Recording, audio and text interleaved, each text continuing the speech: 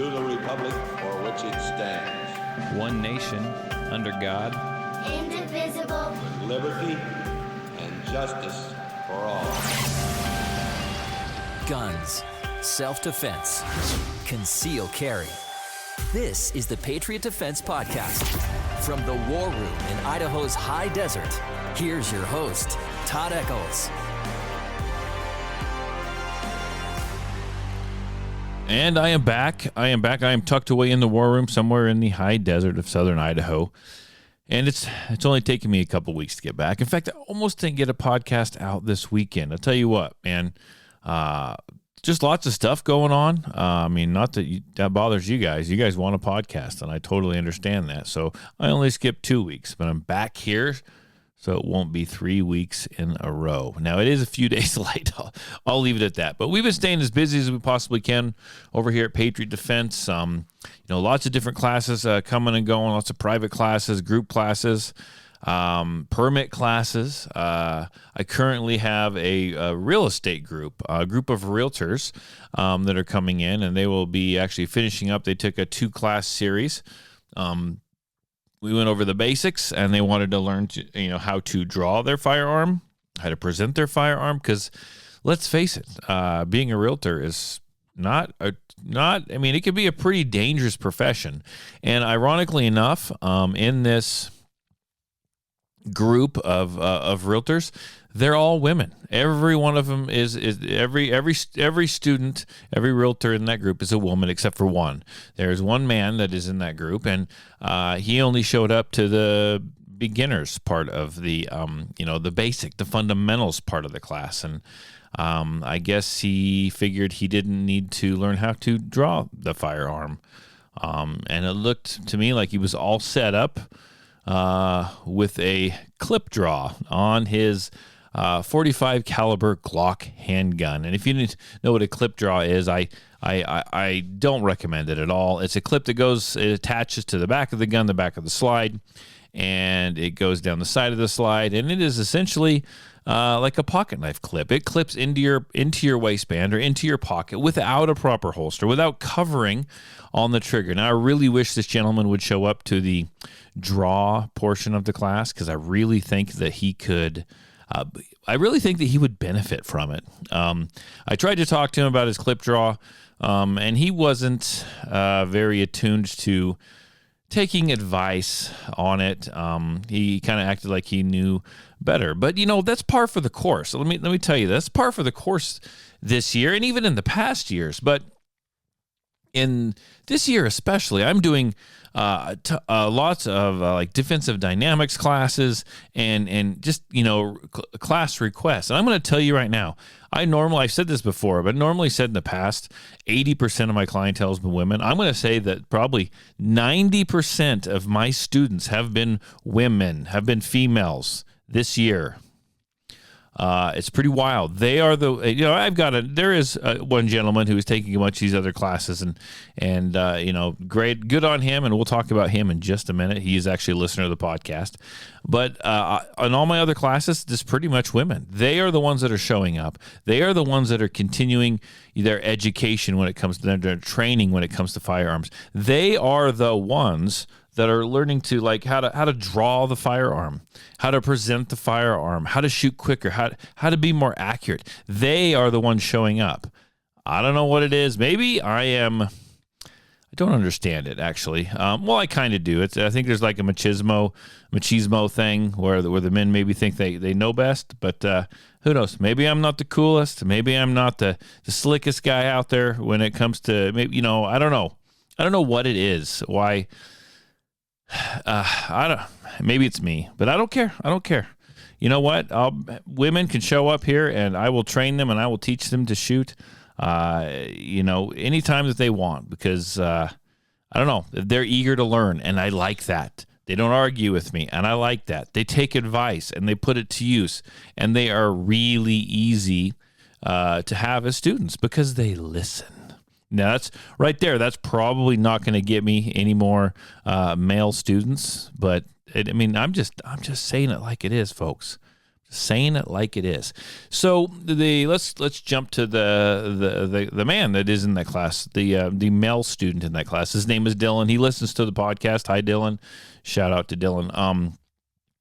He started taking these classes. He's also in my men's group, but he started taking these classes with he bought a brand new, well, he's got lots of guns, but he bought a brand new gun. Specifically, he wanted to break it in on these defensive dynamics classes, and he showed up with one of the Canic Meta Primes, the brand new gun. He was, as far as I know, I mean, he was the first one that I knew to actually get that firearm, and we'll just give you like a range report right now.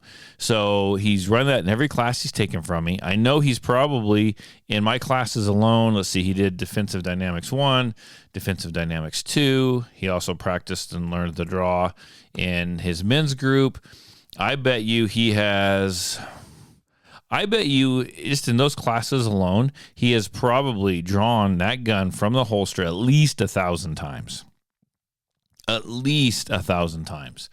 And he just put a dot on it. And last I talked to him, he was kind of running a test on that gun. He wanted to find out how durable this thing was going to be.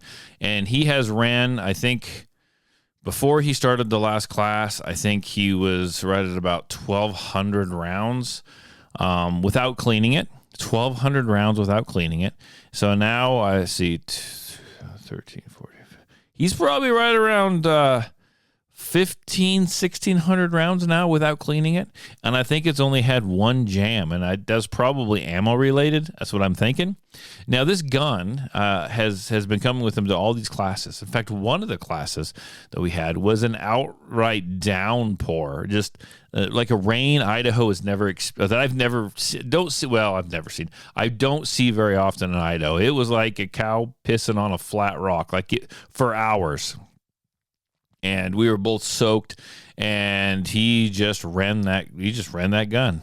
And I asked him, I said, when you took that gun home, did you clean it? He goes, no, I just kind of took it apart or laid it out, let it dry out, and picked it up and just ran with it again. So he's really putting that gun through its paces.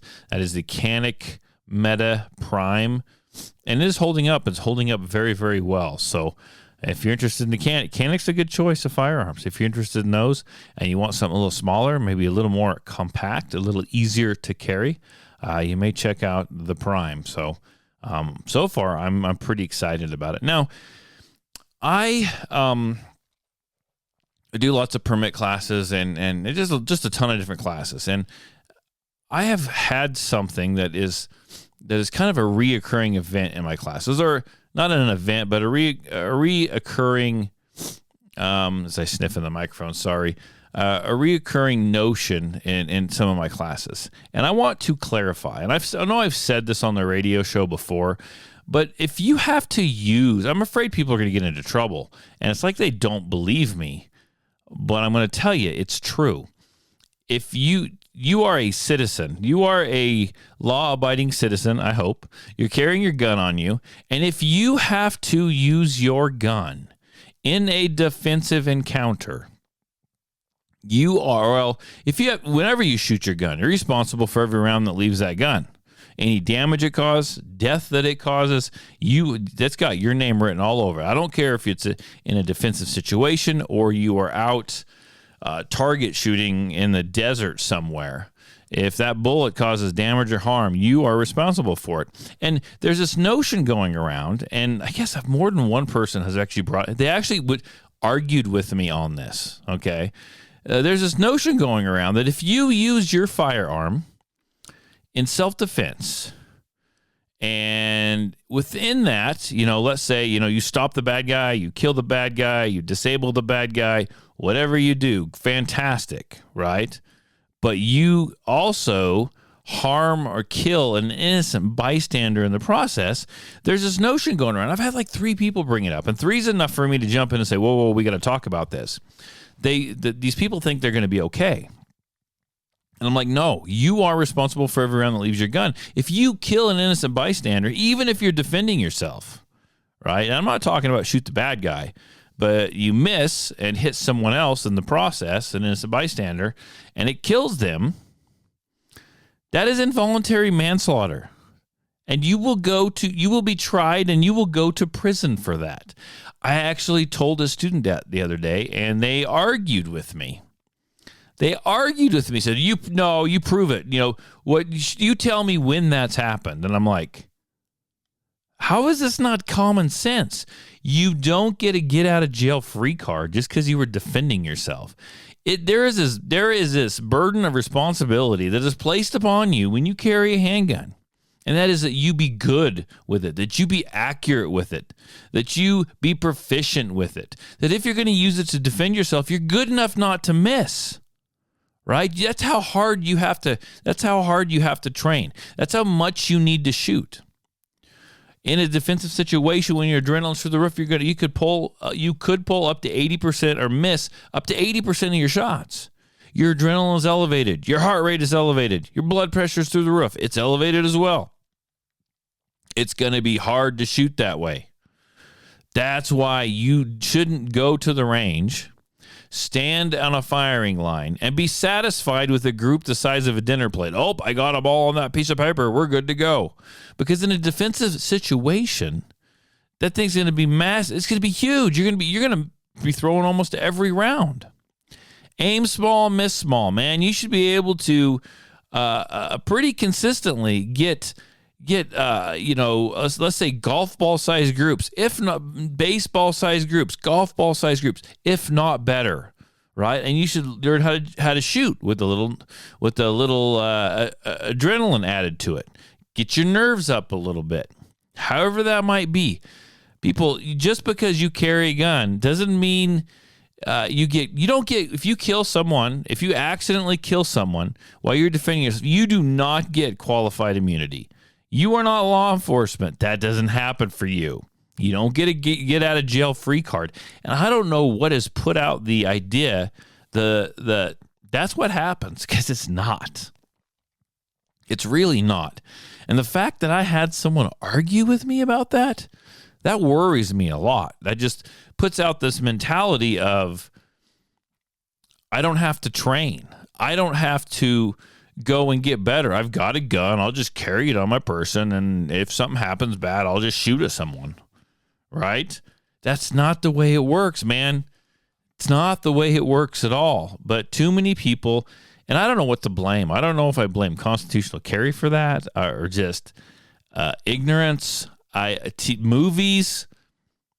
I do not know what to blame for that. But come on now. You have to understand that you are responsible for every round that leaves your gun, no matter what. No matter what. There are no accidents with firearms. It's all negligence. If you kill someone in a defensive situation, an innocent bystander, that is negligence. That is negligence on you for the fact that you didn't go out and train. That you didn't do anything to mitigate that. All you did is you showed up, you bought your gun, you screwed a clip draw to the side of it, shoved it in your waistband, and decided to carry that baby. Right? That's not a good look, folks. That's not a good look. And especially, I don't care where you're at, but I'm gonna talk about for the state of Idaho. That is not a good look. I'm going to say it again, and I've said it before. This year in Idaho, we had no new firearms legislation pass. None. They were held down by a Republican. They held those back. They didn't let them see the light of day. We got zero. And honestly, I can't remember the last time there was no new good firearms legislation passed in the state of Idaho. There was none this year. That should worry you. That should worry you. If you're going to carry a gun on you, we can do that in Idaho. We can do that without a permit. I still think carrying a gun without a permit is about the dumbest thing you could possibly ever do. But you can do so in this state. You've got to be responsible. You've got to go out and train. We can't let bad things happen. We can't let accidents happen. I don't know, man. I just shake my head. I honestly, me and the student kind of like, we weren't fighting, but we were kind of like raising our voices at each other. And I've never done that. I've been in business a long time, and I have never done that before. And with a student, and I was just like, I know we've talked about this. And the fact that they're like, prove it. And I'm like, it kind of is common sense, really. You're not untouchable. But I thought that was pretty wild. And since I'm on this topic, let's talk about something that happened a few weeks back. Now, granted, I'm a few weeks behind, but let's talk about, we had that big, all those big protests or rallies or whatever, they call it the No King or No Kings or whatever. And not local to me, but just down the road 3 or 4 hours, down in Salt Lake City, Utah. This bigger city, bigger metro area. So they had quite a few people show up for these rallies, or for this rally. And I don't know if y'all saw, but there was a gentleman that was actually shot. And then there was another gentleman that was actually shot and killed. Now, when I read the articles, let's break this down, because I haven't looked for a few days to see if they'd come out with any verdict. But let's talk about exactly what happened. There was a gentleman there, and we don't know if he was up to no good. We don't know if he was, I don't know. A lot of people show up to rallies, and they'll carry a rifle. A lot of people show up to rallies, and they'll put a handgun on their hip, because that is legal. This guy was in Salt Lake City, Utah. He showed up at a rally. Now, at these rallies, they have what they call, I guess, they call peacekeepers. Now, typically your peacekeepers are, I think they are typically unarmed. I don't know if that's required, but in this instance, there was 3 peacekeepers that were armed. Okay, they were armed, I believe, with handguns. And they observed this gentleman show up with a backpack. He set his backpack down. He reached in. He got out a rifle. They saw him, and they went, oh, man, he's going to start shooting people. So they drew their guns, and they ran toward him. Okay? This gentleman with the rifle turned and saw guys running toward him with guns, yelling at him, and he turned around and took off quickly into the crowd. Okay? But as he was heading there, they started shooting. They shot that gentleman. As far as I know, he hasn't died. It didn't kill him. They shot him. And in the midst of doing that, they fired a couple rounds into the crowd because they missed under pressure. Go figure. They missed under pressure. And they killed someone. They killed one of the people, one of the people that were there at the protest, one of the protesters. Right? That guy didn't deserve to die. Now, let's look at the fact that this guy, well, if I remember right, I think he was an actual vet. Now, I'm not picking on vet. Well, I kind of am, but he was a vet, and guess what? He made a poor judgment call, right? He shot, and he missed. He hit once, and then he missed, and he killed someone else. I hope that gentleman goes to prison for that. I really do hope he goes to prison for that. It doesn't matter if it doesn't matter. Okay, now we'll get to this other side in a minute. It doesn't matter if the guy that showed up with the rifle was there to start shooting a bunch of people.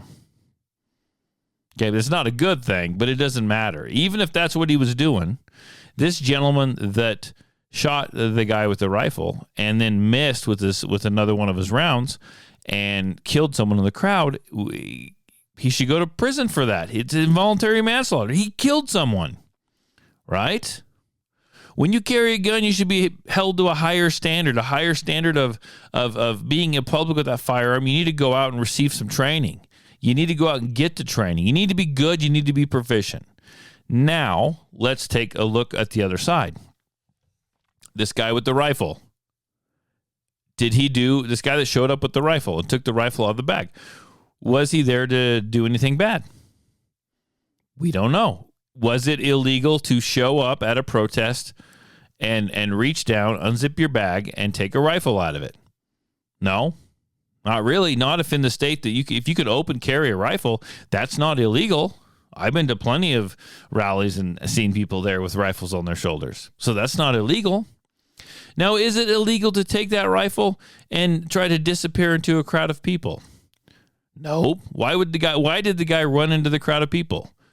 Because he saw people with guns chasing after him?